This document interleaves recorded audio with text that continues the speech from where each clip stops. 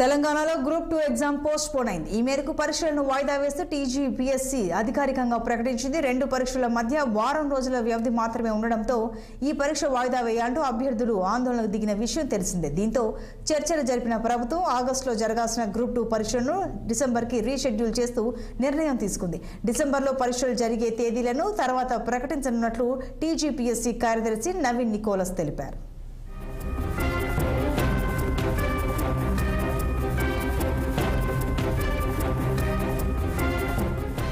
Schedule ప్రకారం అయితే August 7-8 తేదీల్లో పరీక్షలు జరగాల్సి ఉంది. మొత్తం 783 గ్రూప్ 2 పోస్టుల భర్తీకి నోటిఫికేషన్ ఇచ్చారు.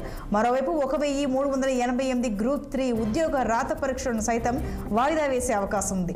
షెడ్యూల్ ప్రకారం నవంబర్ 17-18 తేదీల్లో గ్రూప్ 3 పరీక్షలు జరగాల్సి ఉంది.